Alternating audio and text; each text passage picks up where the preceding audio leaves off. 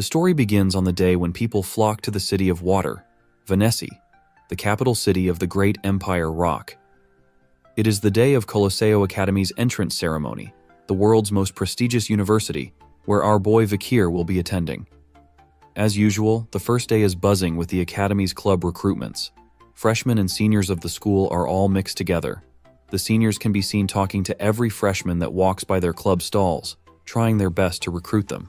They even ask for a moment to fill out surveys, revealing that all they need is a fingerprint to register their seals and join the recruitment form. Two students started talking to each other. One of them was quite excited since this year the competition to recruit new students was fiercer than last year. The other student mentioned that there were many students this year, both from the hot classes and cold ones. The academy had two classes, the cold class, whose specialty was swords, bows, spears, and other weapons, and the hot class, whose specialty was magic.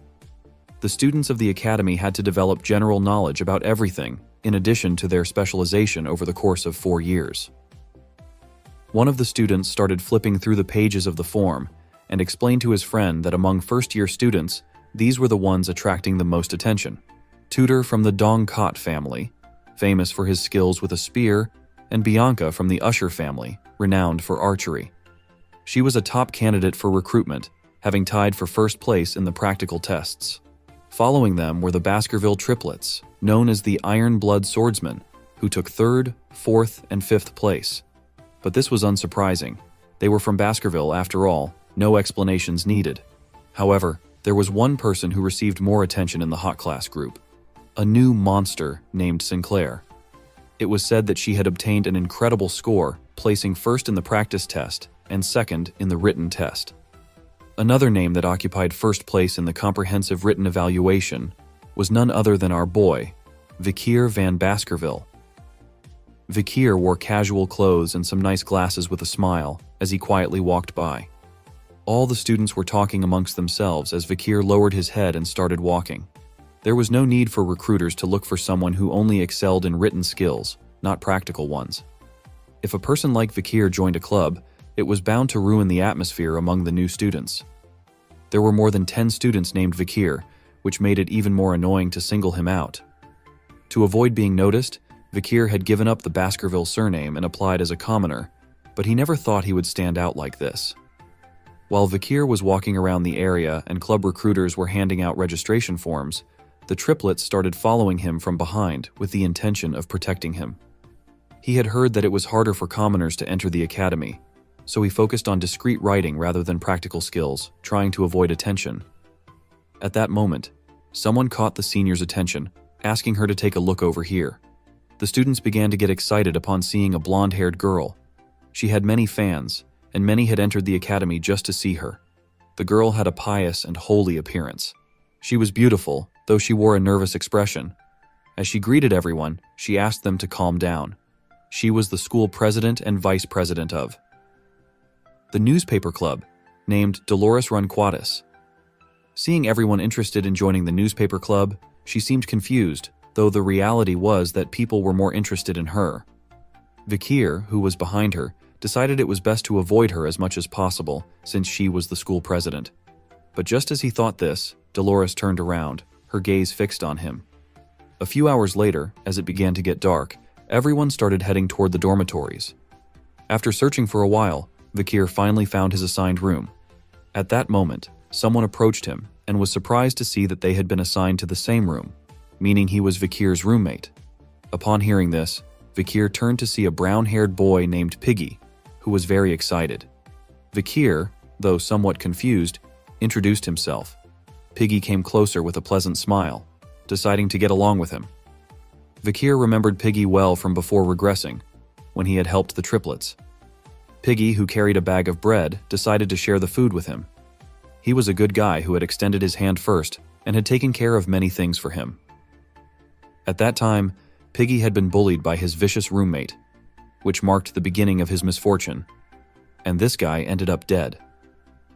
Vikir hoped something similar wouldn't happen this time. Vikir entered the room and threw his backpack on the floor. The beds were in 2 levels, so Piggy asked him to choose whichever one he liked best. With a smile, Piggy turned around and asked if Vikir was going to attend the welcome party for new students later that night. Vikir did not respond, and seeing this, Piggy realized it had been a stupid question. Though the party wasn't mandatory, he was sure there wouldn't be many new students who wouldn't attend. If Vikir didn't make friends with his classmates or the seniors here, it would be a hard 4 years ahead. Vikir refused, saying that he wasn't going to participate. Upon hearing this, Piggy was somewhat confused. He couldn't believe that Vikir really wasn't going to attend the welcome party for new students. Seeing his confused face, Vikir confirmed again that he wasn't going. Piggy panicked and explained that if he didn't go to the party, the seniors would get upset with him. Even among his classmates, he would be out of the scene. Piggy started bombarding Vikir's head with a ton of information, naming each student who was going to attend the party. Vikir remembered that, even before his regression, Piggy was excellent at gathering and analyzing information. After saying this, Piggy got excited and asked if Vikir had changed his mind, but to his surprise, Vikir refused again, leaving poor Piggy in shock. Vikir turned his back on him, left the room, and explained that he simply did not want to attend the party, asking Piggy to have fun. Piggy was somewhat surprised but decided to accept it and did not continue insisting. As Vikir left his room, Piggy also wished he could learn how to have the coldness that Vikir had. Several hours later, night fell, and the sky filled with black clouds, covering the beautiful moon. Vikir put on his mask and night-hound clothes, standing atop a house roof, contemplating the moon in the middle of the night. Not far away, in some abandoned warehouses, a group of men gathered and lit a fire inside a barrel. They felt relieved now that they no longer heard the whining of small children. A man with a mohawk, smiling, mentioned that the warehouse had been full of children these past few days. The brown-haired man asked where all the children had gone, and the bald man revealed that a cart had arrived at the warehouse and taken everything away. From what he had heard, it seemed like they were going to a daycare run by Quaddus. The man with the mohawk explained to Arthur that if he asked about useless things, he would end up in trouble. While they were distracted talking among themselves, a man carrying a sword on his back began to approach them. In a threatening voice, he asked the men to stop talking and stay on guard if they wanted to take home some coins for their miserable lives. The man started staring at them and began licking his lips. He was the meat grinder known as Ron Bison. He passed by them and called them trash without pride. Ever since he had reached the graduate level, the low-level mercenaries who didn't even have mana were protesting, leaving the three terrified and wetting themselves in fear. With a look of excitement, Ron began to wonder if there was no strong guy outside, as he wanted to cut a piece of meat quickly. In response, someone asked if he was Ron Bison. He thought one of the men had asked him this. He couldn't believe that a low-level mercenary dared to say his name. Ron started unsheathing his sword, and as he turned around, he saw that the three men were lifeless on the ground. Upon seeing this, Ron couldn't help but go into shock, asking himself what this was. At that moment, someone called his name again, reminding him that 4 years ago he had made a contract with a demon, killing and sacrificing the family that lived next door. Ron drew both swords, went on alert, and adopted an offensive stance. Later, Ron had joined the Northern Guild Union, constantly extracting information and passing it to the demon. In the end, he had betrayed the Allied human forces during guard duty, transmitting the location of the platoon's training area to the enemy. Ron, little by little, began to lose his patience, asking the mysterious person to stop saying nonsense and show themselves once and for all. Just before Ron could realize it, Vikir appeared behind him and revealed that, just like that, the platoon had been destroyed. Noticing Vikir's presence, Ron tightly gripped his sword, turned around, and in the blink of an eye, swung them forcefully, launching a powerful attack at Vikir. But Vikir simply disappeared, causing his cape to fly through the sky while dodging the attack. Upon seeing that his attack had failed, Ron panicked and became confused. While he was trying to understand what had happened, Vikir used the Beelzebub sword and cut off Ron's arms without much effort. Ron fell to the ground, crying in agony. Upon seeing his arms had been cut off, he started denying any knowledge of the Allied human forces, asking Vikir why he was doing this to him. Vikir's eyes shone as he turned his head towards Ron, thinking he was right, since this hadn't happened yet. Vikir grabbed Ron by the head and revealed that he knew Ron had made a contract with a demon. Ron started crying, remaining in shock that someone knew about the contract.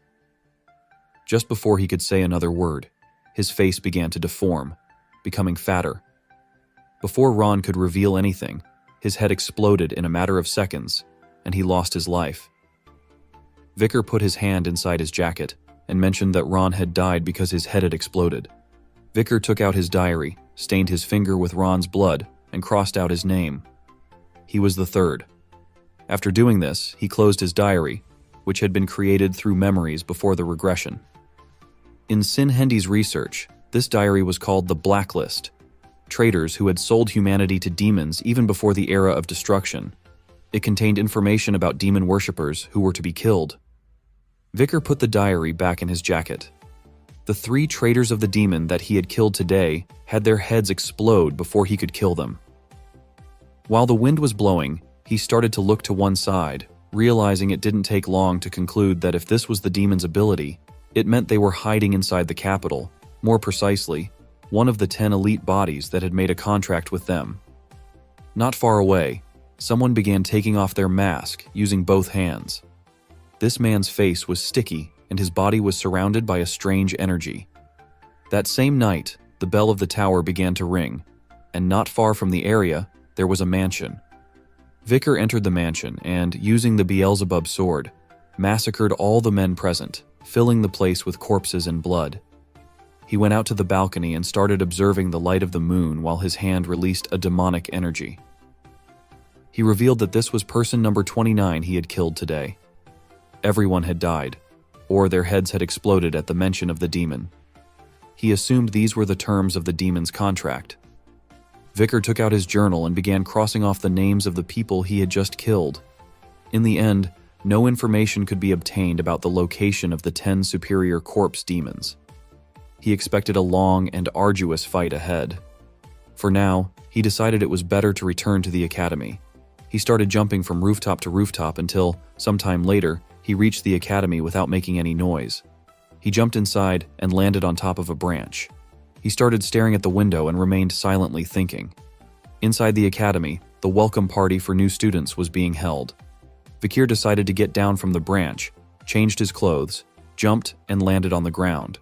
Then, he began to stand up and dust off his clothes. He put on his glasses and decided to at least show his face in case something went wrong. Inside the academy, the welcome party was taking place with a buffet, and everyone was eating and enjoying themselves. The triplets were also present. They grabbed a pitcher of beer and started drinking heavily. Not long after, the president of the school, Dollar, arrived, and the students went crazy, expressing their love for her. At this party, students could also enjoy wine. Some were chatting with beautiful women, while others volunteered as waiters to serve drinks. Vicar decided to attend and entered the room. He observed a blonde-haired boy talking with women and a woman serving wine. He had never thought these two would be in the same year. A great hero who led humanity to victory alongside Cuss Morg during the era of destruction. The blonde-haired boy was a genius from Don Cott, from the 7th generation family, known as the Spear of the Sun, called Tudor La Mancha. The archer, a genius from Usher's 7th generation family, was Bianca Poe User, known as the Divine Bow. Many other faces Vicar had seen on the battlefield were also present. He closed his eyes and smiled, never expecting to meet them like this again. He also remembered that Cuss Morg had entered the academy. Not far from Vicar, a student asked another who was trembling if he wanted to listen to some music. The trembling student was Piggy, holding a mug of beer nervously. The other student put a hand on his shoulder, questioning why Piggy hadn't done what his senior told him. A girl behind them started screaming, announcing that the freshmen were going to sing. A crowd gathered around Piggy, making him even more nervous. Seeing Piggy, Vicar was somewhat surprised. Piggy began to cry, not wanting to sing. The girl brought a giant jug of beer and told Piggy if he drank it all in one go, he wouldn't have to sing. Piggy, terrified and perplexed, tearfully asked how he could possibly drink it all. With a smile and a terrifying look, the student ordered him to drink without complaint. Several seconds passed, and Piggy did nothing. They asked if he was going to disobey his seniors. Left with no choice, Piggy grabbed the jug and started drinking crazily. The students laughed as Piggy struggled, vomiting soon after. They laughed even harder and nicknamed him Vomit Pig. Humiliated, Piggy cried, unable to stand up to his seniors. At that moment, a cloak began floating. Vikir appeared, placing his academy cloak over Piggy's vomit, leaving everyone in shock. They couldn't help but wonder who he was. Vikir calmly stared at them. Before Vikir regressed, Piggy had dropped out of school because he couldn't endure the bullying and had become a low-ranked government official, leading a hard life while caring for his parents. Vikir met Piggy again on the front line after the time of fall began. Piggy had volunteered for the front lines and, with his strategy and information analysis, saved multiple lives, including Vikir's. Piggy, confused, asked Vikir who he was. Before he could finish, Vikir told Piggy to return to the dormitory, as he would take care of this. He couldn't stand by and do nothing while his friend was being humiliated. The student bullying Piggy put a hand on Vikir's shoulder, questioning what he was doing and if he had gone crazy. Vikir remained calm, and in response, the student slapped him, realizing Vikir was Piggy's classmate from Ice Corps Class B. The triplets, furious, couldn't believe that someone had dared touch their master. Vikir's cheek turned red. Adjusting his glasses, he stared intently at the triplets. They wanted to kill him but held back, remembering Vikir was a commoner in the academy. While the student harassed Vikir and Piggy, the girl from before intervened, asking them not to be hard on the freshmen. She smiled, revealing she had another plan. She placed another large jug of beer on the ground, saying if Vikir could drink it all, they would let them go. Vikir remained silent. Piggy, in shock, told him not to worry, that he was fine. But before Piggy could finish, Vikir grabbed the jug and drank it all without hesitation, leaving everyone speechless. The girl and the others laughed, knowing it was a mixed drink with high alcohol content, including vodka and rum, impossible for a human to drink more than a liter of it. Yet, Vikir emptied the jug as if nothing had happened. Vikir placed the mug on the table, wiped his mouth, and took Piggy, who was feeling unwell. They turned their backs on the seniors and said goodbye. The room remained silent, unable to comprehend what had just happened. The student who had bullied Piggy put his hand on Vikir's shoulder, asking him to wait. At that moment, an intense, suffocating energy spread throughout the room, shocking even Tutor and Bianca. Vikir's eyes shone with a piercing gaze as he asked the student if he still needed something. Feeling Vikir's energy, the student trembled and removed his hand. President Dollar approached, confused by the commotion. The student, nervous, explained that a freshman had vomited and assured her they would handle it. Dollar scolded them, reminding them to treat the freshmen kindly to maintain the academy's image. Meanwhile, Vikir and Piggy walked away. He thanked him. Seeing how cool Vikir had been, the triplets couldn't help but feel excited and covered their mouths. Tutor and Bianca were somewhat confused, as they didn't know if they had been mistaken in feeling the strange and suffocating energy. In the middle of them stood a woman with white hair, who couldn't help but be somewhat impressed and start to smile. She began to observe Vikir and couldn't help but blush because she had found a good person. She was Sinclair from the Ice Corps class. She had obtained rank number 1 in the practical exam and rank 2 in the theoretical exam. The next day, once the welcome party was over, everyone attended their classes at the academy. The Ice and Fire Corps attended classes together. The teacher began giving a lecture, and everyone took out their notebooks, copying down the most important points with great attention. Through this method, a competitive structure for securing elites was created, increasing concentration among students. This was the policy of the academy. The combat theory professor, named Vinnie Moore, closed his book and, with a serious look, marked the end of the lecture on the culture of the barbarian tribe. Now that the lecture was over, the students couldn't help but feel somewhat relaxed. Based on the discovered locations of the barbarian tribe, the professor asked if anyone could tell him their hypothesis about the location of the barbarian tribe's fortress. Upon hearing this question, many began to avert their gaze to avoid answering. From the Ice Corps class, Tutor opened his notebook, scratching his head. He remembered that the location of the confrontation between the Balak and the Empire had been at heights 1, 8, and 75 in front of the southern region. Despite trying hard, he couldn't find an answer. From the Ice Corps class, Bianca put her hand under her chin, closed her eyes, and started to think. She recalled that the areas where they had collided were all in low-altitude locations. Considering that it was a depression, she thought their fortress must be in a low-altitude region. While everyone was trying to find the answer, Sinclair stood up, raised her hand, and with a smile, decided to answer the professor's question, leaving both Bianca and Tudor in shock. She was Sinclair, rank 1 of the Fire Corps. Professor Vinnie Moore, with his arms behind his back, gave her permission to respond with a cheerful smile. She explained that, according to the Public Academy, the location of the close combat between the barbarian tribe and the Empire was in the Highlands. She continued her explanation, arms behind her back. Behind her sat Vikir, who closed his eyes and began to think about the 29 bodies from yesterday. All of them had a strong stench of demons, and before dying, their faces had exploded. Vikir began to think deeply about why their faces had exploded.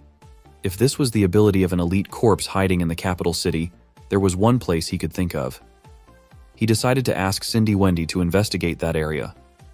While Vikir was deep in thought, Piggy, who was sitting next to him, started tapping his shoulder in panic, trying to get his attention. Soon after, the attention of almost all the students focused on Vikir, confused. The teacher became enraged, realizing that the Ice Corps wasn't as good as the Fire Corps. He couldn't believe someone would dare sleep during the first class. Vikir adjusted his glasses and explained to the teacher that he was not sleeping. Seeing that Vikir had dared to respond, Piggy was in shock, which made the teacher even angrier. The teacher asked Vikir what his name was and pointed out that everyone had seen him with his eyes closed, asking if this was his excuse.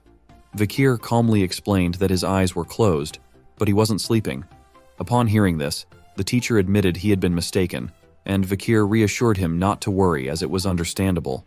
The professor, growing impatient and filled with rage, started to wonder what kind of psychopath had entered the academy. He sighed, deciding it wasn't worth getting angry over. Due to Sinclair's answer, the Ice Corps had earned 1 point out of 10 in behavior points. If Vikir could answer the next question, the Ice Corps could earn more points, leaving Sinclair somewhat surprised. The professor pointed at Vikir with a threatening look, telling him that if his answer was incorrect, the entire Ice Corps would lose points. Vikir, in a calm voice, refused as this was unfair. The professor, enraged, still asked him to state the location of the Empire's army and where the Balak tribe had fought, and to explain where he believed their fortress was located. Sinclair sat down, feeling worried because compared to other tribes, information about the Balaks was hard to obtain. Bianca was furious, fearing that Vikir might cause the Ice Corps to lose. Vikir looked at the ground, remaining silent. He imagined his friends from the Balak tribe eating meat. Several seconds later, he raised his head and, with a smile, revealed the location of the fight between the Balak tribe and the Empire. His answer left Tudor and Bianca speechless. The professor was shocked, and even Sinclair was left without words. Vikir had revealed all this because after the Alman incident, the Balaks had moved their fortress. For now, there was no problem. Piggy began to sweat, perplexed. He didn't know how Vikir knew the answer to such a complicated question. The professor put his hand under his chin and, with a surprised look, began to wonder how Vikir knew about the thesis that had not yet been verified by the academic world. At that moment, the professor remembered that his name was Vikir, and upon doing so, his eyes filled with surprise. He couldn't help but start sweating as he recalled that someone named Vikir had obtained first place in the theoretical exam. Now that Vikir's answer was correct, he earned 10 points, while the rest of the Ice Corps earned only 1 point. Tudor and Bianca began to observe Vikir and remained silent. The professor, who had his arms behind his back, mentioned that although Vikir had obtained first place in the theoretical exam, he could not overlook the fact that he had his eyes closed during the lesson, so he decided to deduct 10 points. Vikir accepted this without complaint and decided to be more careful in the future. Sinclair began to look at Vikir. She had not realized that he had obtained first place in the exam, since Vikir was a common name. As the sun's rays entered the classroom through the window, Vikir stood up and remained silent. Tudor, who had his head resting on his hand, began to observe Vikir. It didn't take long for him to realize that Vikir was the one who had come first in the theoretical exam. But then, Tudor decided to stop thinking about him, as Vikir had caused almost all of the Ice Corps to end up with a point deficit. Just seeing nerds like Vikir made Tudor want to hit them. He couldn't help but smile at the thought that Vikir was the smartest when it came to theory. He began to wonder if this could be useful to him during practical lessons. Several hours later, the sun disappeared, and the sky filled with clouds. Run flat was a sport with 20 people on each team. Points were obtained when the ball was placed in the goal area of the other team. The main equipment included gloves and a ball. It was against the rules to use mana or weapons. Aside from this, any method could be used to score goals. Someone wearing boots stomped hard on the ground. It was Tutor. He grabbed the ball and started running at great speed. Other players tried to take the ball away from him, but he was too fast. He grabbed the ball tightly, and it began to shine. With a smile, he proclaimed himself the best in Run Flat, thinking this was his moment to shine. When they saw Tutor, the girls thought he was very attractive and began cheering him on, while on the other side, Bianca thought this was a sport for barbarians. Tutor was so fast that no one could catch up to him. But at that moment, 3 blonde players appeared in front of him. The triplets. They began staring intently at Tutor, calling him an arrogant bastard, and asking how he dared to try to break through their defense barrier. Upon seeing the triplets, Tutor couldn't help but smile, realizing they were the troublesome triplets from the Ironblood swordsman family. Just before the triplets could make a move, Tutor moved at incredible speed, dodging 2 of them, leaving them in shock. With a smile, he apologized to them since he hadn't planned on facing monsters directly. Seeing that Tutor was mocking them, the triplets couldn't help but get angry. At that moment, the missing triplet number 3 appeared in front of Tutor. With a determined look, he decided to take the ball from him. Tutor extended his hand backward, and a powerful energy began to form in his palm. Using all his strength, he struck the triplet in the chest, causing him to be thrown backward. Despite the triplets being strong, Tutor's blow was so powerful that the triplet flew backward. Tutor, with one hand extended toward the triplet, couldn't help but smile even more. If he had to face them, he didn't plan on losing. He started running toward the enemy base. He was very strong, even without mana or weapons. He was the prodigy of Don Coat Run Flat. Nobody on the enemy team was able to catch up with him. For Tutor, there was no point in memorizing theory. If one was a true fighter, the only thing needed to win was strength.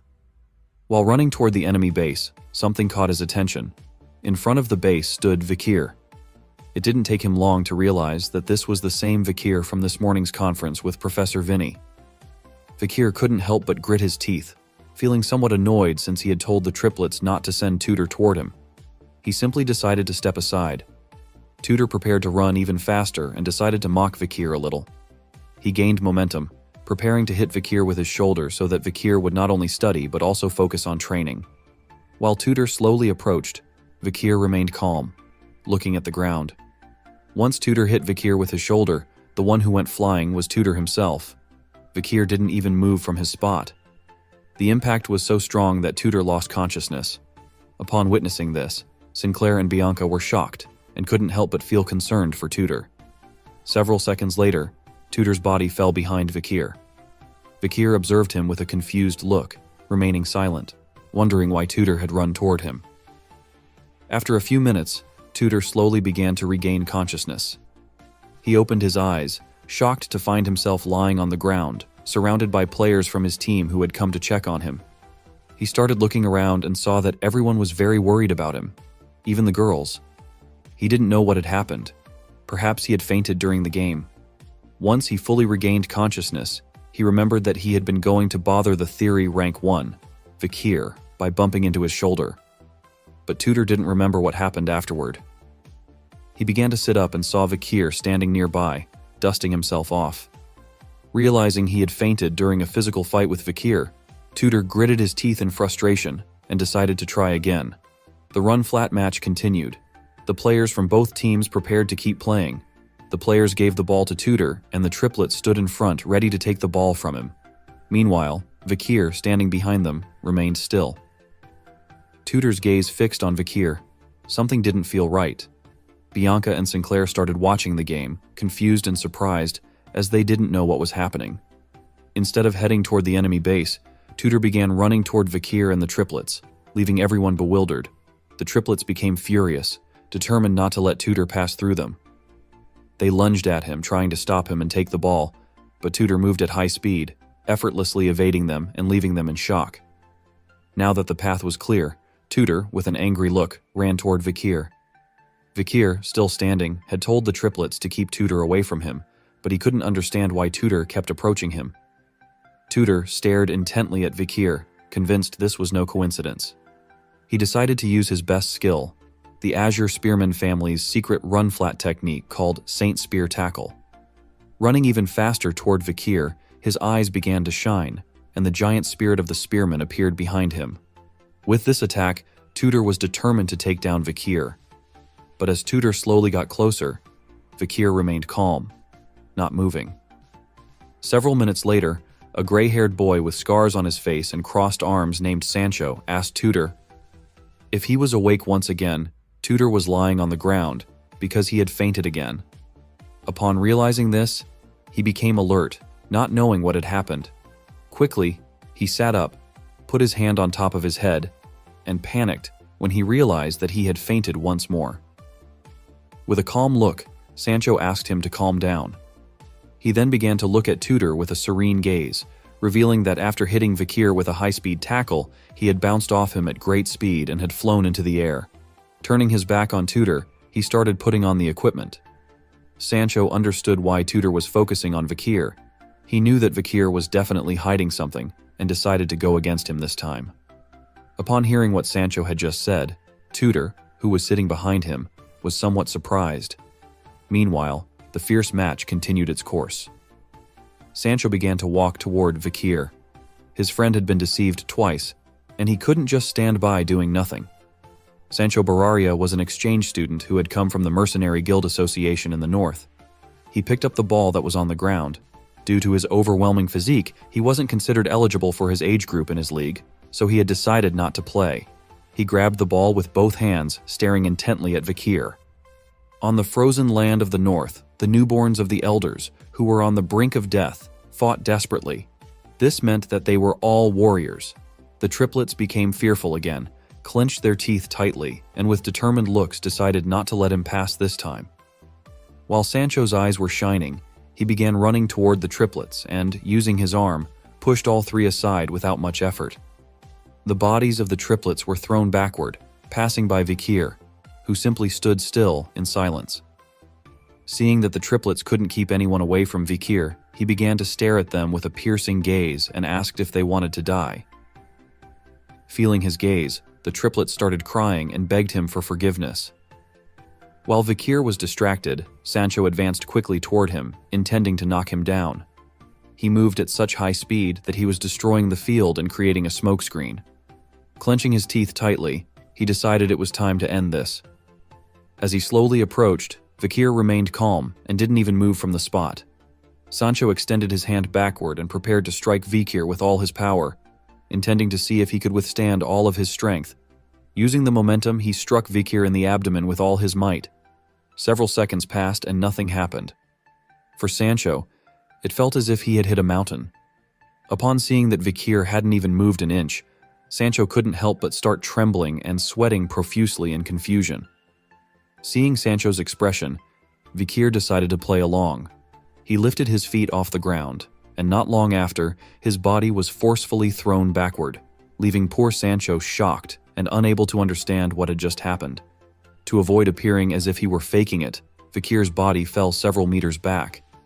Seeing that Sancho had been able to break through the enemy team's defense, the spectators were astonished.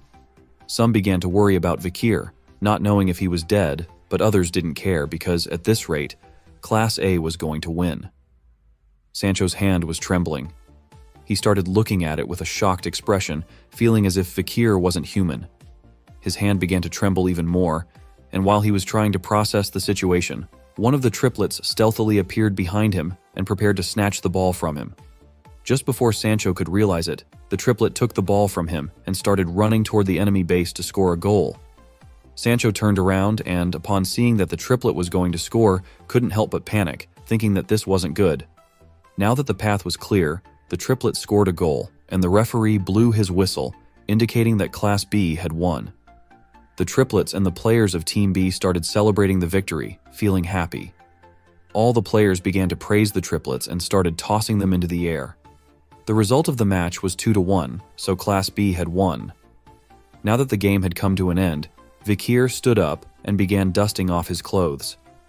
At that moment, someone appeared behind him, and using a bottle, began pouring water over Vikir's head, leaving him somewhat confused. This was none other than Sancho. Several seconds later, once the bottle was empty, he began to smile and explained that Vikir was the secret contributor to Class B's victory, so he shouldn't just stand there. Tutor, who had his arms resting on his waist, simply started smiling, thinking that Sancho was right. He approached Vikir, rested his arm on his shoulder, and with a cheerful smile, asked him to be happier since his victory had made him retire. He wanted to teach Vikir a lesson during practical classes because he was jealous of him, but now he realized how embarrassing that was, so he apologized. Vikir, who had his head wet, started looking at him and remained silent. Sancho appeared on the other side of him, put his hand on Vikir's shoulder, and with a cheerful smile, asked him what exercise he was doing. Since he had a solid build, he thought that he had used mana. Although at first Vikir remained silent, he took off the equipment from his head and, with a sincere look, explained that he was a commoner and couldn't use mana. Upon hearing this, Tutor extended his hand towards him and thought it was a shame because with such a blessed body, if he had received proper training, he would have been an expert like himself. While they were talking, 3 girls holding towels appeared and caught their attention by saying that they could use these towels to dry off the sweat. Upon hearing their voices, Tutor turned around, and when he saw that they had brought towels, he couldn't help but feel somewhat surprised. While Sancho was handing a towel to Vikir, Tutor turned his back on them and started walking away with the girls, thinking that his classmates were the best. After giving the towel to Vikir, Sancho went over to Tutor, and both of them started talking among themselves. The Azure Spearman family's hero Tutor and the mercenary guild's Sancho, they were going to become heroes who would save humanity by hunting an infinite number of demons during the time of the fall. Vikir took off his glasses and couldn't help but smile. It was strange to think that they had a past like this. Seeing Vikir without glasses, Sancho and Tutor were left speechless. On the other side, Bianca Sinclair and the other girls couldn't help but blush. Vikir took off his glasses and started wiping his head with the towel. After wiping off the sweat, he put the towel around his neck and began to look to one side. According to the girls, he was very handsome, but Vikir did not know that his days at the academy were about to become problematic. Several hours later, once night fell and the lights went out, somewhere in the city, someone cornered Lloyd Dork, 52 years old, who began to feel very afraid. This person was none other than the nocturnal hound Vikir. The place was filled with corpses. He drew his sword and revealed that according to the information, Lloyd was the leader of the House of Information and the director of the orphanage. He had conspired with the demon and had sold children from high-ranking families. While the Beelzebub's sword was emitting intense demonic energy, Vikir began to stare intently at Lloyd and, with a piercing gaze, asked him if he thought it would go unnoticed. Lloyd, who was sitting with his back against the statue, began to observe the blade of Vikir's sword. Upon seeing the solid aura it had, he quickly realized that he was a swordmaster. Upon hearing this, Vikir started looking at his sword. His aura was in quite a solid state, but it was still closer to a liquid state. To be more specific, he was at the level closest to being a graduate. He approached Lloyd and advised him to work with him to catch the demon. If he did so, he would be compensated accordingly. Just before Lloyd could make a decision, the shadow of something large appeared in the sky, preventing the moonlight from hitting Vikir's mask. At that moment, half of a tower appeared right above Vikir and began to descend towards them. The tower struck forcefully against the area where Lloyd was, creating a great curtain of smoke. Just before the tower could hit the ground, Vikir moved back, avoiding being crushed. Once he stopped his moving body, he looked up and saw someone standing on top of the tower that had been cut in half. This man was wearing a mask made of human skins and had a staff resting on top of a bucket made of human faces. Vikir started staring at him since he had the same overwhelming energy that he felt even from afar. He didn't know if this man was an elite corpse. The moon rose high in the night sky, and the demon who was holding the staff began to show a sinister look. Vikir started to stare at the demon with a gaze full of rage. This overwhelming pressure that could be felt even when he was far away meant that he was one of the elite corpses. The demon jumped, destroying the area into pieces. He grabbed the mace with both hands, began to approach Vikir, and prepared to attack. Upon seeing this, Vikir adopted a defensive stance, using all his strength. The demon launched a powerful attack, but fortunately, Vikir reacted in time, jumped, and dodged the attack, causing the demon's mace to hit the ground and create a large cloud of smoke. Seeing that Vikir had dodged the attack, the demon grabbed the mace with even more strength, lifted it off the ground, and using all his might, attacked again. But Vikir moved back and dodged the attack again. However, this was what the demon had planned. At that moment, he stopped the mace right in front of Vikir's face. Vikir became alert and quickly realized that something bad was going to happen. The demon began to exert force, using the mace as a spear, and attacked Vikir. Luckily, he reacted in time, threw his body back, and dodged the attack at the last moment. Vikir jumped several times and moved away from the demon, using his feet to stop his moving body. He started to stare intently at the demon with a murderous look, and the blade of the Beelzebub's sword began to emit an intense mana. This demon had the aura of an advanced graduate, and he was using the blunt technique of the religious quaves. While the smoke curtain was disappearing, the demon lifted the mace from the ground and began to look at Vikir. The reality was that this guy was not one of the elite corpses. Vikir couldn't help but be somewhat surprised when thinking this, but still kept calm. A demon had infiltrated even with the religious. The reason was that there were also rotten parts there. He thought that this guy might be a servant who did occasional jobs under the elite corpses. Vikir deactivated the Beelzebub's sword, making it start to transform into a liquid energy. If he won this fight, he would be able to find the elite corpse. It was just costing him a lot to get rid of the trash. The demon jumped, appearing above Vikir and using the mace, prepared to attack. Upon realizing this, Vikir prepared to defend himself. He was going to warm up for the first time in a long time, using all his strength. The demon attacked Vikir, but he counterattacked using his leg, blocking the attack in the process. Upon witnessing this, the demon could not help but feel somewhat confused. He did not know what was happening or how he had been able to block the attack. While he was trying to assimilate the situation, Vikir took advantage of this moment, appeared in front of him, and prepared to counterattack. The demon was unable to react, and Vikir delivered a series of blows to the demon's chest.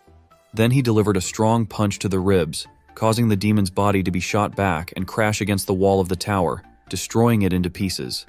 Vikir's blow was so powerful that the demon's body went through the wall of the tower. But despite receiving so many hits, he was still alive. Using his feet, he stopped his moving body, jumped, and climbed onto the tower right on the floor where the demon was. Upon seeing Vikir, the demon slowly began to stand up. He couldn't help but become enraged and launched himself into an attack again. But just before the demon even had time to approach, in the blink of an eye, Vikir cut off his arm with little effort using the sword. The demon was shocked, and then, taking advantage of this situation, Vikir appeared behind him and prepared to attack again. Using his elbow and knee, Vikir crushed the demon's arm, causing him to drop the mace and start writhing in pain. Now that the demon was defenseless and had no way to attack, Vikir jumped, appeared in front of him, and delivered a strong punch to his chest, making his body fly backward. Behind him was a wall with steel rods.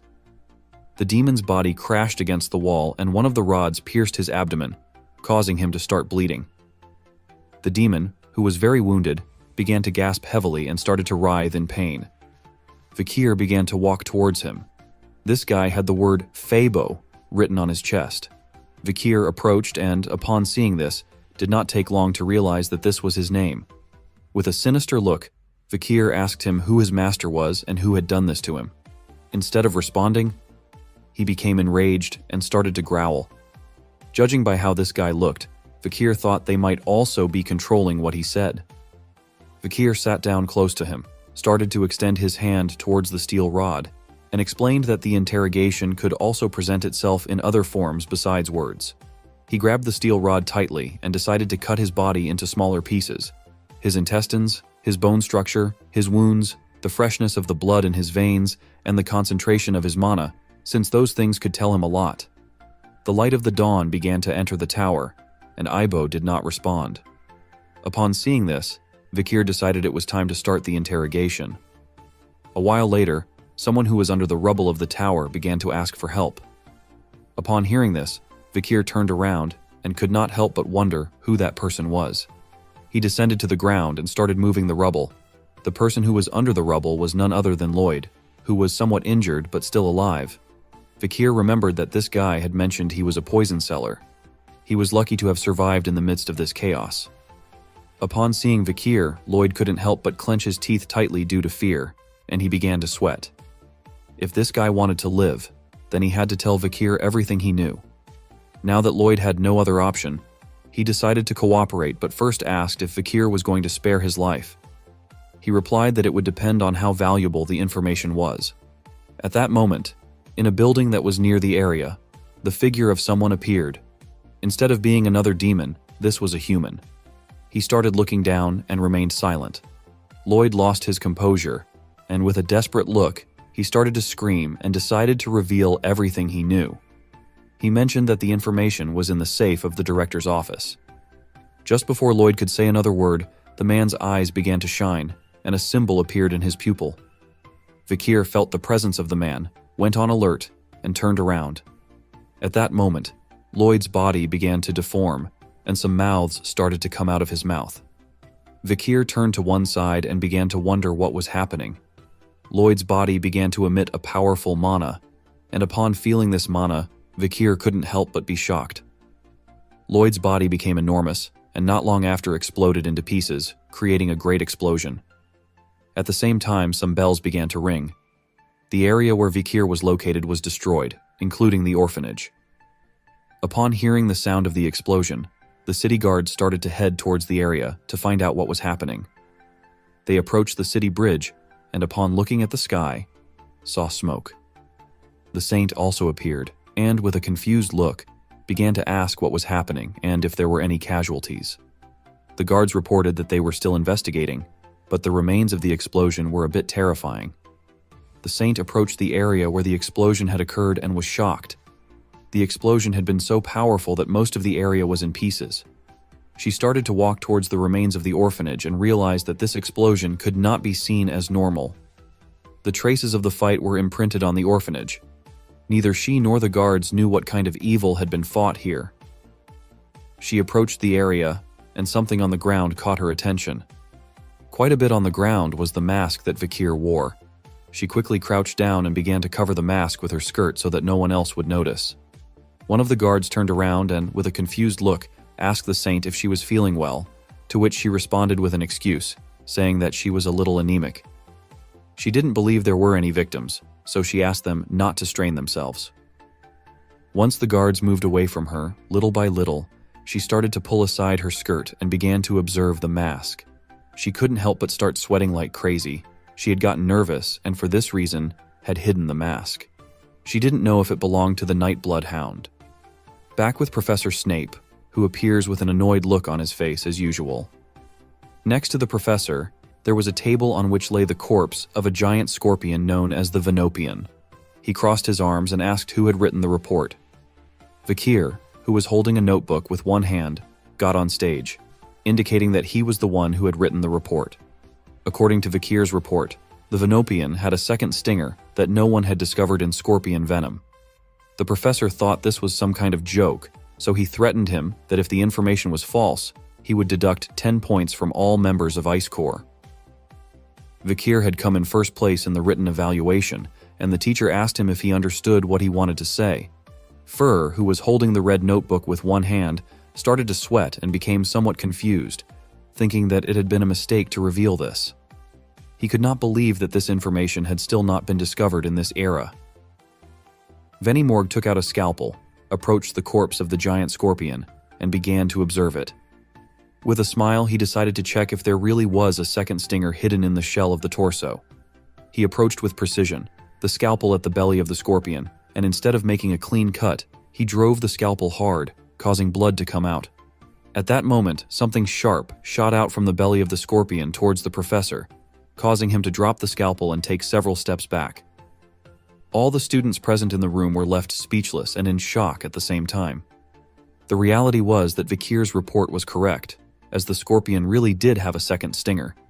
The stinger, which was full of venom, stood right in front of the professor's face. He swallowed, started to look at it, and couldn't help but become terrified, beginning to sweat.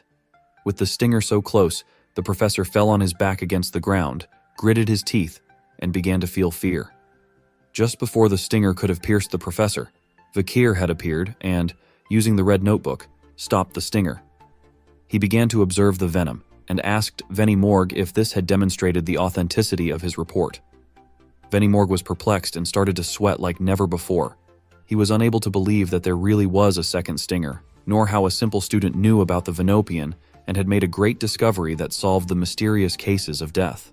Now that Vakir's report was correct, he decided to award 1 point to all the students of Ice Corps. As for Vakir, the professor asked him to come to the laboratory after class for a more detailed explanation about this report. He kept calm and, with a quiet voice, responded with an "understood." All the students were shocked. They could not believe that a student like him had made such a discovery. The professor, who still did not believe this, approached the table again and began inspecting the stinger. Vakir got off the stage, turned his back on the professor, and started climbing up the stairs to reach his table. Everyone's gaze was fixed on our boy. They didn't know how he had been able to do such research. Everyone thought he was good at sports, but no one expected that he would also be good in studies. He was impressive. In the last swimming competition, he had even competed against Tudor and Sancho. Vakir reached his seat and, using his hand, moved his chair back to sit down.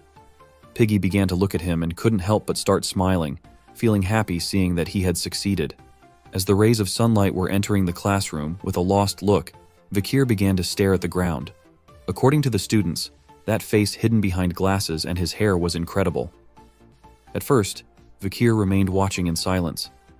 But then he closed his eyes and began to remember the explosion from yesterday. The explosion from the day before was so powerful that it destroyed most of the orphanage, turning everything into ashes. It had been so powerful that it even affected Vakir, who had lost an arm, his face, and many muscles in his body. But this was no problem for him, as using regeneration, he began to slowly heal his body. Once his body healed completely, he put his hands in front to protect himself from any other possible attack. He was in shock, as he couldn't believe that the explosion had been so powerful.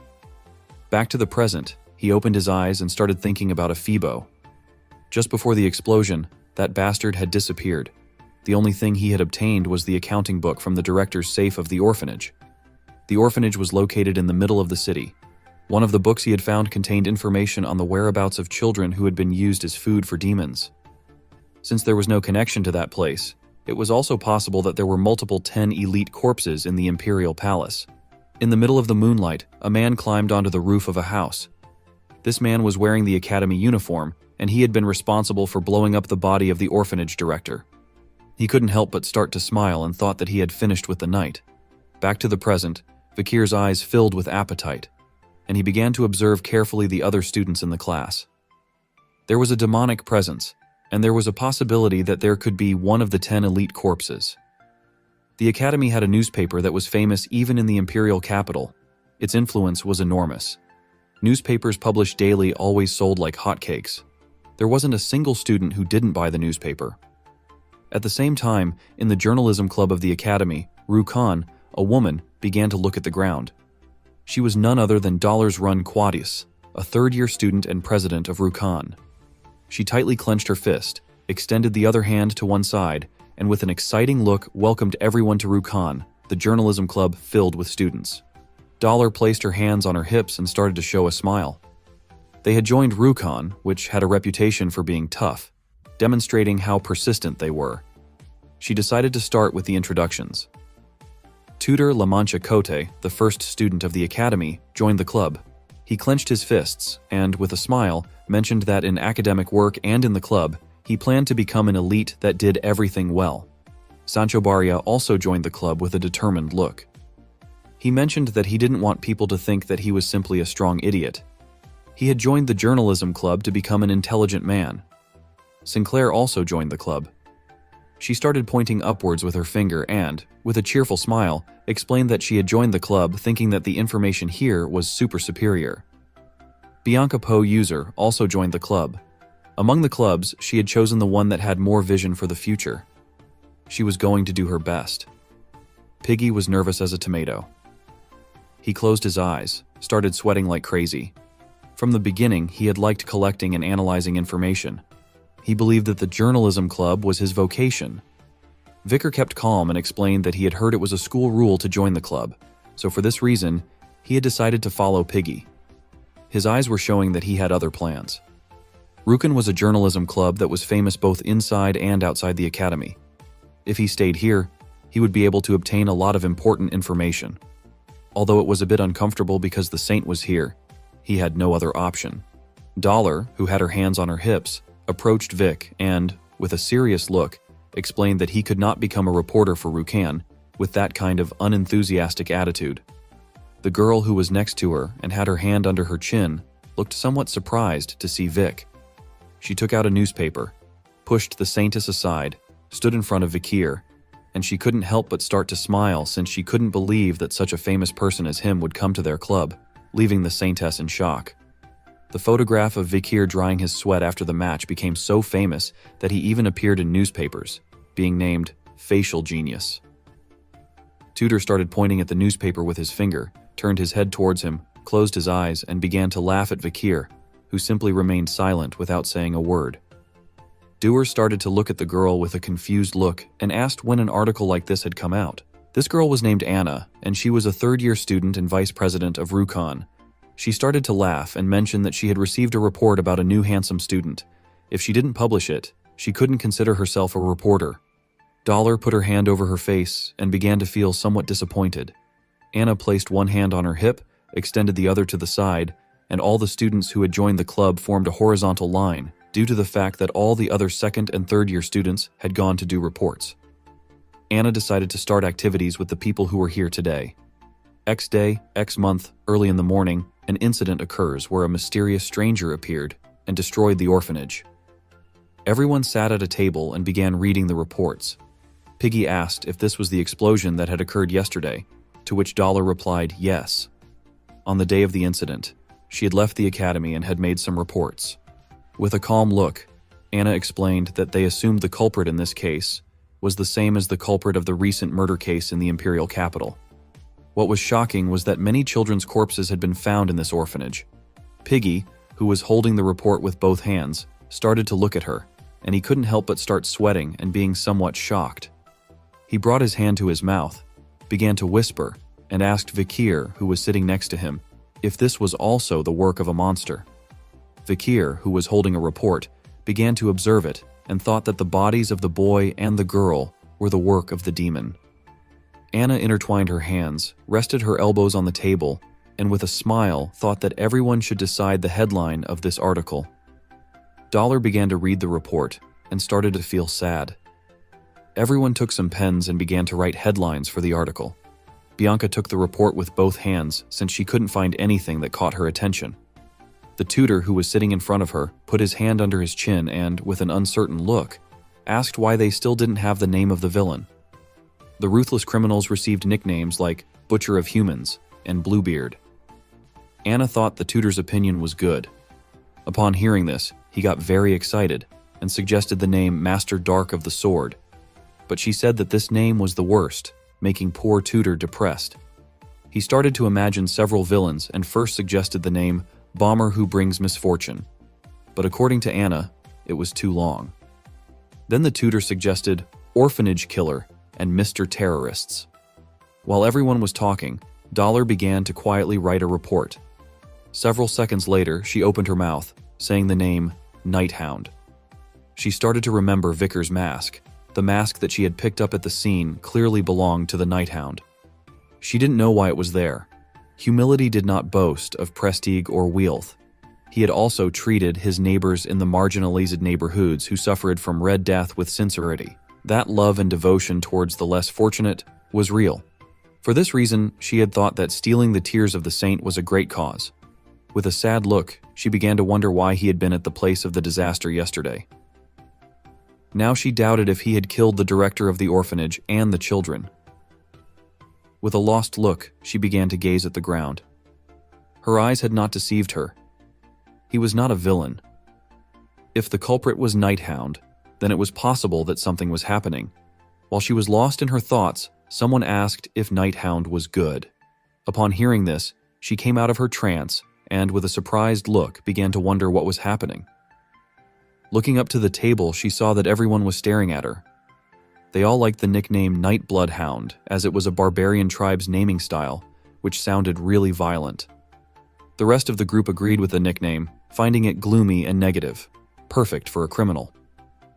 Dollar immediately covered her mouth, embarrassed that she had mistakenly mumbled the Nightblood Hound's name out loud to everyone. Seeing that the nickname was settled, Anna suggested the title of the article to be, "Who is the Nightblood Hound that's filling the capital with fear?" But Dollar was quick to defend the Nightblood Hound, reminding Anna that the Lucian articles must only contain the truth and that it hasn't been confirmed yet if that person is the criminal. As the president and vice president battled it out, the tutor turned to Vicar, asking about his opinion on something. Tutor wanted to know about Vicar's thoughts on whether the Nightblood Hound was evil or not. Our boy simply replied that he didn't care about that, but in his mind, he couldn't believe that he would hear the Saintess say the name of the Nightblood Hound out loud like that. Not accepting the answer that he didn't care, the tutor went in for a hug, forcing Vicar to choose. If he really had to, seeing that the tutor wanted a real answer, Vicar thought about it seriously for a moment. He then changed his answer and spoke these words. "What I know for certain is that they're not virtuous, so they're evil." Just as the tutor was about to agree with Vicar's words, Dollar slammed her hand heavily onto the table, catching their attention. She was standing upright, shocked by Vicar's words that the Nightblood Hound isn't virtuous. Her eyes were completely focused on our boy, asking him how he was so sure about that. Seeing her reaction, Vicar was actually stunned and confused by what was going on. Even the tutor's hand was sweating heavily as he let go of Vicar's shoulder, sensing the danger that our boy might be in. Dollar was questioning Vicar about why he believed that the Nightblood wasn't a good guy. Her questioning made everyone on Vicar's side nervous as they started sweating over her words. Dollar's eyes were locked on their target, emphasizing why they appeared crossed. She continued pressing Vicar on his certainty, aware of who he was, but he remained silent. Tutor, meanwhile, started to wonder if he had made a mistake. Dollar stood up, placed both hands on the table, and assumed Vicar could not answer her questions. He had based his assertion solely on testimonies without any solid proof. As a journalist, she reminded him that making unclear statements could ruin an innocent life. Tutor then interrupted, calmly arguing that the guards had testified that the Nighthound had destroyed the building and killed the orphanage director. Upon hearing this, the Saintess's attention shifted to Tutor, and with a serious expression, she pointed out that the Imperial Guard's statement was speculative, lacking physical evidence. However, she mentioned there was a trail of bloodied hands in the orphanage, connected by metal stairs. This incident had occurred in the basement, where ancient corpses of boys and girls were discovered, yet the mystery remained unsolved. The Saintess explained that many strange things surrounded the Nighthound, especially the fact that the assailant would harm children. Hearing this, both Anna B. and Sinclair began observing her, surprised by Dollar's confident demeanor. Despite the orphanage being run by her family, Dollar remained neutral. Turning to Anna with a serious look, she explained that the article needed careful review to ensure objectivity. Anna, feeling nervous, assumed that if this was the case, they could not write much more. But Dollar replied that it wasn't too late to publish a critical article once the true motives of the Nighthound were clear. With a distant look, Dollar glanced at the ground, deep in thought about the Nighthound. After a few seconds, she smiled, thinking that if the Nighthound was truly evil, they would criticize him harshly. Vicar, sitting next to her, looked down and remained silent, before raising his head and fixing his gaze on Dollar. At that moment, another club member opened the door, interrupting the conversation and drawing Dollar's attention. The student explained that Professor Banshee, the club advisor, wanted them to edit the article again to clearly label the Nighthound as the villain. Dollar, with her hands resting on the table, felt confused and pondered what was happening. She eventually decided to meet with the professor. Not long after, Dollar left the room, closing the door behind her. Tutor, watching the door with surprise, commented on how determined the club president was. Vicar, looking at the ground, remarked that she used to be like that too. Tutor seemed confused, and Vicar began to reminisce about Dollar from his past life.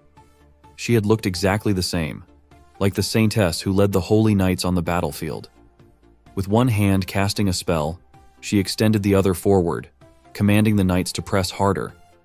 She was a far cry from the corrupt religious women of today. Even during breaks, she would clench her fists, shouting at the knights to save just one more life. Remembering this, Vikir, with his eyes closed, smiled and felt an inner peace. He hoped that his actions would be seen as those of a villain, but it wasn't a bad feeling when someone wanted to know the truth. Dollar met with the professor, and they both began to discuss among themselves. Vikir thanked her from the bottom of his heart. The next day dawned, and the academy's speaker began to sound, waking all the students. Upon hearing the sound, Piggy, who was sleeping like a log, started to open his eyes. Although he was very sleepy, he decided to get up and sat on the bed.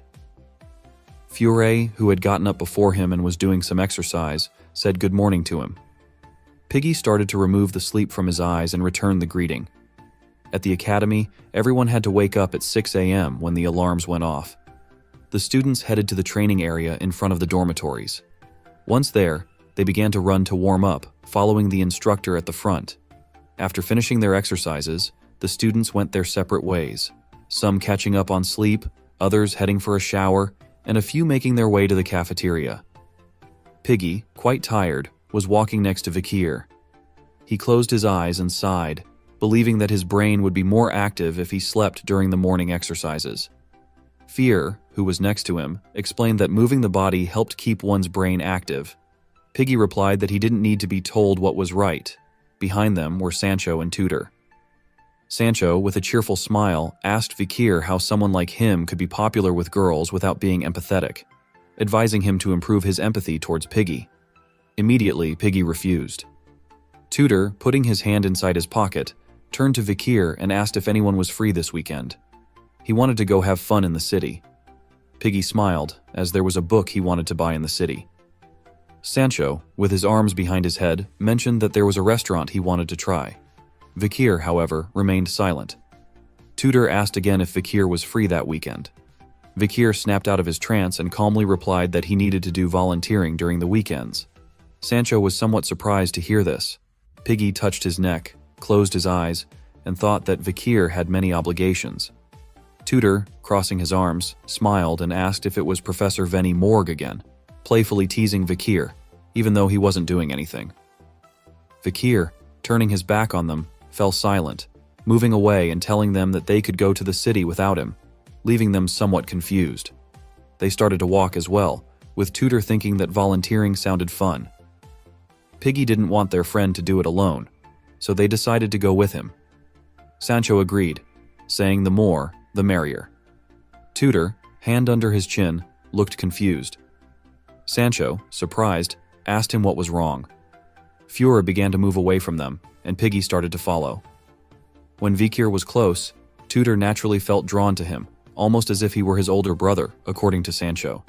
He was someone quiet, but exuded charisma when Sancho was a mercenary. People like Vikir were natural leaders. Piggy, who was walking behind Vikir, could not help but start to smile and feel an inner peace since, for him, Vikir was an amazing tutor. Sancho began to follow Vikir and Piggy, and at that moment, a student accompanied by two women passed by their side. Incredible people like the tutor from the physically large family of Don Cote and Sancho, the transfer student from the Northern Guild of Mercenaries, were approaching Vikir. For Piggy, he was also kind since he had helped him at the welcome party when he had difficulties. Vikir was perfect in his studies and training. Piggy approached Vikir and couldn't help but start to smile, as when he was near him, he felt he could do anything. At that moment, Vikir turned his head back, and his eyes filled with rage upon feeling Piggy's gaze. Piggy panicked and started to feel fear. The student accompanied by the two women began to emit a sinister aura of green color, which started to expand everywhere. Upon feeling this aura, Vikir turned around with a smile and began to walk away from them. Vikir started to stare at him intently with a calm look. He remembered that Piggy knew the students well, so he asked if he knew anything about this guy. Upon hearing this, Piggy was somewhat surprised and mentioned that the guy between the two female students was the most handsome student in the school, named sophomore Bane Kudak. Vikir started to stare at him with a murderous look and couldn't help but clench his teeth tightly. This guy was exuding the same aura as the 10 elite corpses. No one would have thought they would be so active within society. Prepared to turn the corner, Vikir and the others turned their gaze fixed on him. Vikir didn't know whether to attack now, but for now, He decided not to do it since there were going to be many casualties. He couldn't let the future heroes get hurt. Sancho, Piggy, and the tutor were somewhat surprised and called his attention. Vikir started looking at Bane and decided to follow him under the pretext of going to rest since he wasn't feeling well. He began walking towards him with the intention of gathering some information. First, he activated the second slot skill called Silent Heal Masasu of rank A+. Vikir began to take off his glasses and, with a determined look, decided to follow him. At that moment, Dor started to go down the stairs and was somewhat surprised to see how handsome RMC was. Her eyes filled with surprise, and she began to scream. Upon hearing this, Vikir turned his head to one side and, upon seeing Dor, couldn't help but become alert and think that this was not good. Upon hearing the scream, the attention of Piggy, the tutor, and Sancho shifted towards them, and they were shocked to see what their eyes were witnessing. Dor fell from the stairs to the ground. Vikir took off his glasses and approached her to help her. The tutor and the others began to run towards her, asking if she was okay. The tutor touched Vikir's shoulder with his hand, and with a serious look, gave him the order to hurry up and apologize. Vikir decided to obey, lowered his head, and with a sincere look, apologized to her. Sancho helped Dor get up, and she forgave Vikir since she was also careless, according to her. He was so muscular that she had thought she had collided with a wall. Vikir put on his glasses again and looked away. Dollar began to observe him, her eyes filled with confusion. She had not felt his presence, and she did not know who the hell he was. Vikir started to look down. There were many people, so it was better for him to delay his plans. The student, Bane, went down the stairs. Vikir turned his head to one side and remained silent, watching the stairs as night fell. Bane, who had his arms around the girls' necks, took them to a dark place. They thought he was much more cunning than he seemed. Bane suddenly stopped walking and decided to tell them some bad news. Upon hearing this, the two girls were somewhat confused. He revealed that recently, a boy had appeared and had been bothering him. Because of this boy, he hadn't been able to eat properly. Upon hearing that the boy was harassing Bane, the girl with purple hair decided not to forgive him. Bane explained that he was going to see who that guy was. But because he had mistakenly worn his school uniform, he had run away instead. He could have seen that one of Bane's students from the academy was there. The blue-haired girl asked him not to worry, assuring him that if the boy came to the academy, they would stop him. They would always be on Bane's side. Bane began to look down and thanked them from the bottom of his heart. According to him, their hearts were as beautiful as their faces. At that moment, he put his hands on their faces, leaving them in shock. Bane began to imagine the Nighthound wearing a pandemic mask. He knew that Vikir had the abilities of a high-ranking graduate, so he was sure Vikir had not died in the explosion. Gradually, the faces of the two girls began to deform. Seeing that the Nighthound was attacking places connected to locations where he had eaten, Bane realized the Nighthound was a human who had felt the presence of a demon. The demon, Bane, who had his hands on the girls' faces, slowly began to devour them. His eye turned green. The face of one of the girls appeared on Bane's face. She was very scared and started to ask for help. Bane's eye began to shine as he realized that the Nighthound had something to do with Andrew Malice's death. The Nighthound belonged to the demon's 10 elite corpses. He was the 9th corpse, named Dantalion. The next day, Vikir returned to the journalism club along with the others. Despite being there, his eyes revealed that his mind was preoccupied with the demon Dantalion, who was disguised as a student named Bane. The news about the ongoing incidents reached the club, and everyone began discussing the topic. Vikir remained silent, lost in his thoughts. Next to him were Tutor and Bianca, who had their hands resting on the table filled with reports. While they read, Anna placed her hands on the table and explained that she had compiled the incidents that occurred both inside and outside the academy. With a shortage of manpower in the club, she wanted new first-year students to participate in activities to lend a hand. Upon seeing the enormous amount of reports, Tutor was somewhat surprised. Bianca and Vikir remained calm. Dollar was next to Anna, absorbed in reading a report. Anna, resting her hands on the table, instructed them to choose a report, investigate it, and bring back an article. Piggy picked up one of the reports, his eyes filling with fear, unable to help but feel nervous since this would be his first article after joining Rukan. Bianca took 2 reports, began reading, and with a serene look, realized that many incidents had occurred. She was unaware of what was happening in Ecliptic, where a large number of incidents were reported. One incident involved the premonition of a terrorist who announced he would poison the river Vanir, the capital of Rock. The imperial capital was investigating the case centered on Lori Vian. Another incident involved a handsome theater actor who disappeared while returning home after a play. It was suspected that a fanatic was involved. There was also a strange murder case where a family head vanished without a trace.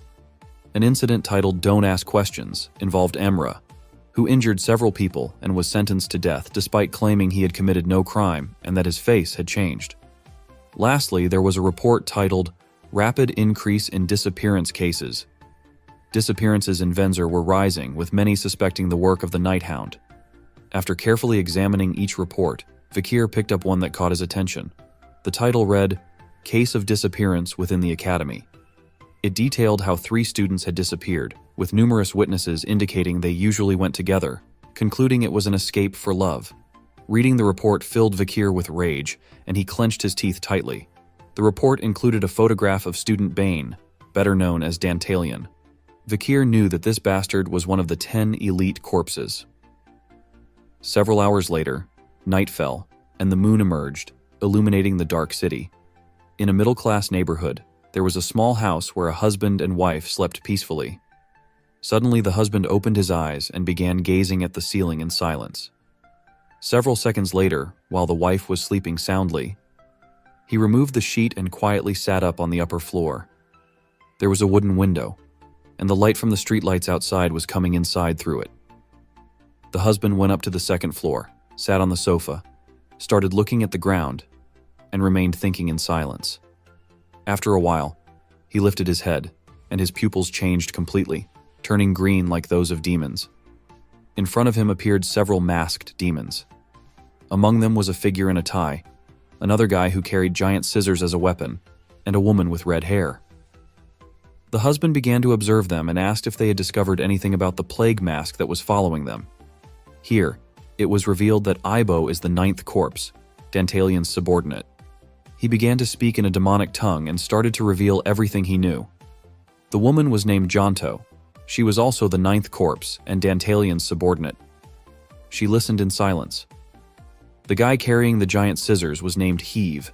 He also began to speak in a demonic tongue. Finally, the guy wearing a tie was Fido. The husband, who was sitting in the chair, was the nth corpse, Dantalion. He put his hand under his chin and concluded that the guy with the plague mask was very careful since they had not seen the mask since that day. He extended his hand, and his 4 fingers transformed into the sharp faces of the victims he had devoured. With a serene look, he thought that this could not be avoided and ordered them to expand the scope of work from now on. He pointed his fingers at his subordinates and fired 4 powerful shots, which hit them squarely in the faces. The faces that Dantalion had on his fingers began to merge with the masked demons. He decided it was time to share his faces. In the blink of an eye, the faces of the victims Dantalion had devoured merged with the demons, who now appeared to be simple humans. Now they could work without having to worry about being discovered. He gave his subordinates the order to go to the areas with more light and find the mask of the pandemic. While Dantalion was explaining this, the door of the room slowly began to open. It was his wife. Upon opening the door, she saw her husband sitting in the chair with the demons and wondered what was happening. She put her hand near her mouth and couldn't help but sweat, not knowing why he was awake at this hour in the morning. With a worried look, she asked who these guys were. Dantalion began to stare at her with a calm look and remained silent for several seconds.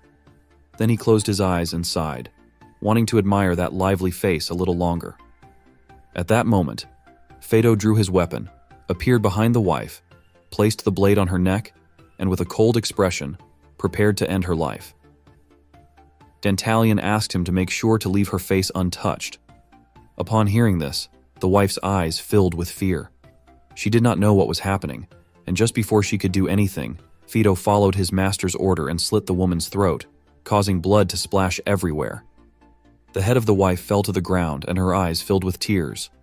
The plan to open the door had gradually been delayed due to the death of Andromalius and the appearance of the pandemic mask. Dantalion put his hand over his face and his face began to merge with the other faces. He was very upset his hairstyle changed and he asked AEO to follow him since they had to see her. Upon hearing this, Ibo started observing him, and upon seeing his new face, he couldn't help but be somewhat surprised. The face of Dantalion changed again. Now he was a handsome man. He put his hand under his chin and with a smile decided to go and relieve his accumulated stress. After a few hours, he dressed like a priest and went to the church that had a candle lamp on the ceiling. He closed his eyes and began to show a kind smile. At that moment, a woman appeared and asked why he was smiling. Dantalion, who had his hands resting on his abdomen, continued smiling. This woman was none other than Saintess Doers. He replied that he could not help but smile having the beautiful Saintess standing in front of him.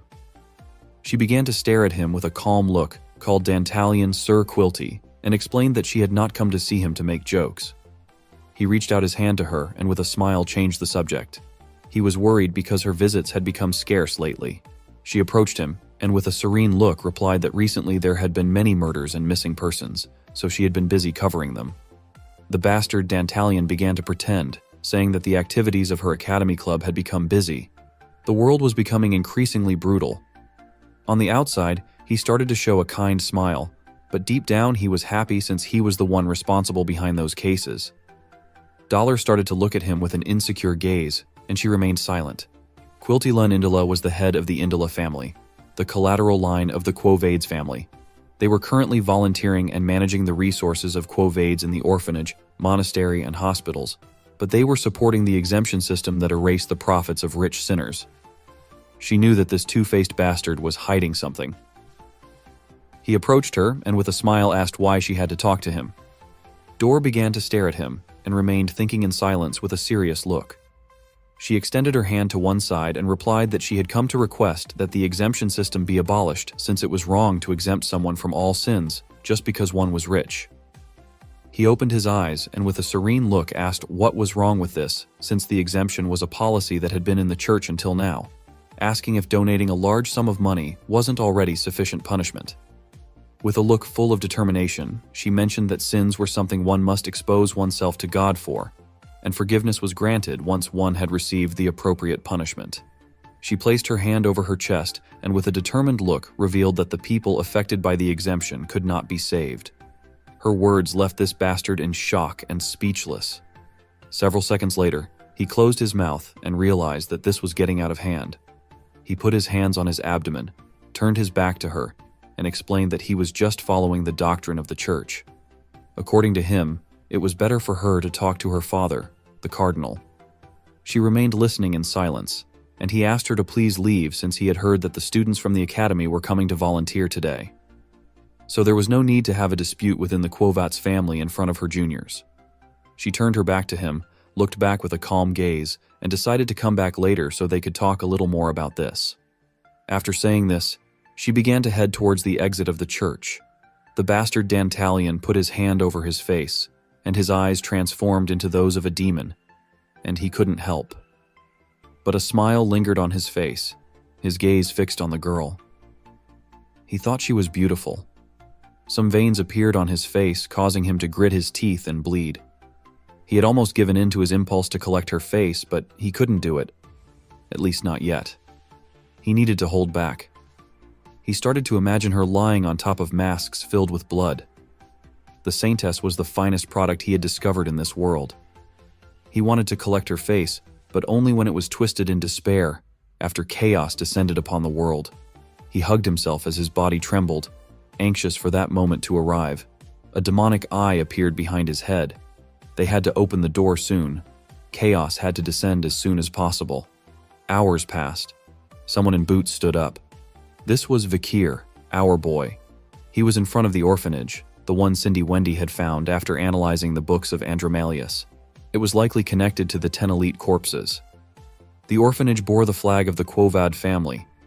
If demons had infiltrated both the Iron Blood and Holy Divine families, then there was a good chance they were hidden within other families as well. After the explosion, Nightblood Hound caught wind of this, so Vikir wanted to use volunteering as a cover to investigate the students slowly. While Vikir was distracted, Tutor Sancho and Piggy appeared, smiling cheerfully. Sancho began observing Vikir, while Tutor and Piggy looked at the orphanage, surprised to see it was the same one where they had come to volunteer. Tutor threw an arm around Vikir's neck, joking that he was lucky to have friends who would volunteer with him. Vakir sighed, replying that he had never asked them to come. He fell silent, concern filling his eyes as things had become more troublesome than expected.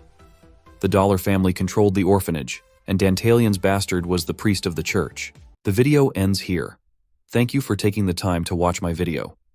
If you enjoyed it, don't forget to like, subscribe, and ring the notification bell to receive updates on my next videos quickly and not miss any new content.